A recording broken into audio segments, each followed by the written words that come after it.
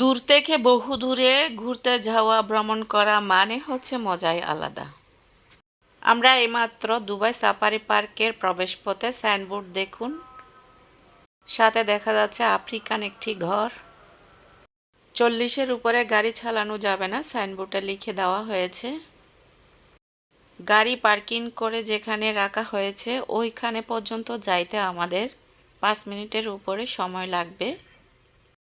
African দেশের অনেক কিছু এখানে তুলে ধরা হয়েছে। জঙ্গল, পশু পাখি, ঘরবাড়ি, ওদের অনেক কিছুই আর্টিফিশিয়ালভাবে তুলে ধরা হয়েছে। আপনারা দেখতে থাকুন। এর মধ্যে আমি অনেক ভিডিও রিলসের মাধ্যমে আপনাদের মাঝে শেয়ার করেছি।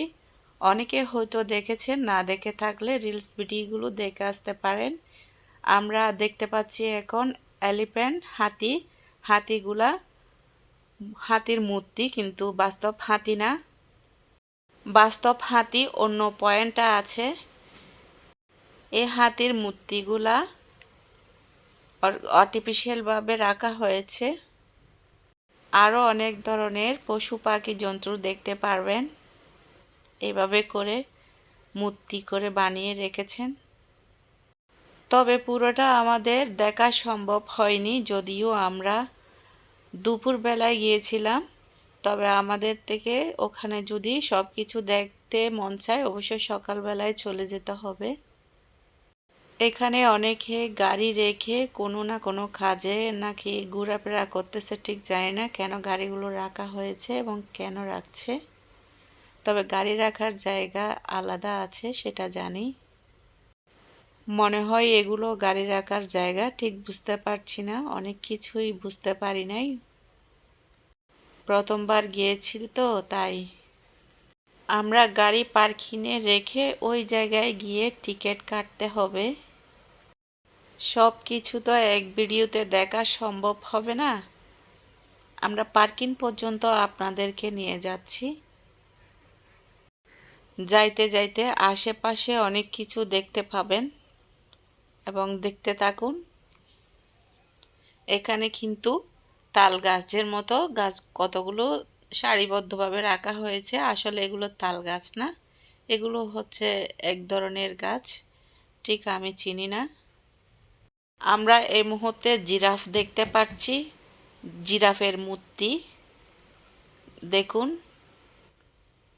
গাড়ির ভেতর থেকে ভিডিও করছি তাই একটু ঝাপসা দেখা যাচ্ছে। এ হলো জিরাফ, জিরাফের মূর্তি। বাস্তবে জিরাফ কিন্তু আলাদা আরেকটা পয়েন্টে আছে। প্রাকৃতিক কাকে বলে? সব প্রাকৃতিক ছোঁয়া যেন আমরা সাফারি পার্কের মধ্যে পেয়েছি। কিছু দূর পর পর কিন্তু বিভিন্ন ফুলের সমারোহ।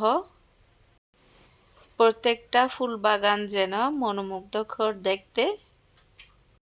যারা দুবাই সাফারি পার্কে আসেন নাই অবশ্যই তারা ঘুরে যেতে পারেন, অনেক ভালো লাগবে।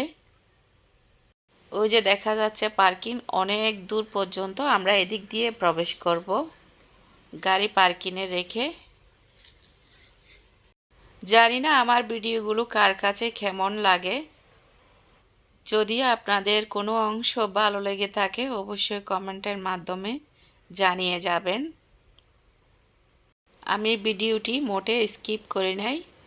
প্রবেশপথ থেকে পার্কিং পর্যন্ত আমি মোবাইলে ভিডিও চালু রেখেছিলাম।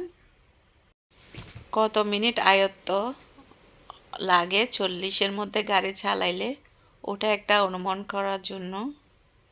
আবারও বলছি, ভিডিওর কোনো অংশ ভালো লাগলে লাইক কমেন্ট ফলো দিয়ে সাথে থাকুন। একটু ভিডিও দেখে অযথা কমেন্ট করে যাবেন না। কমেন্ট দেখে বুঝতে পারবো আপনি আসলে আমার ভিডিওগুলো কিভাবে মনোযোগ সহকারে দেখতেছেন।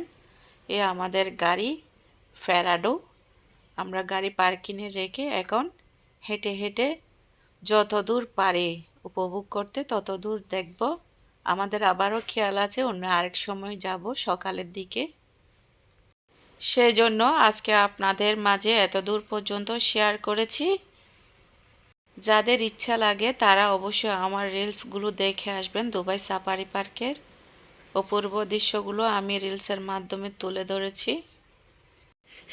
সবার আজকাল ধৈর্য নাই, সেজন্য সবাই খুব বেশি ভালো থাকবেন। ধন্যবাদ।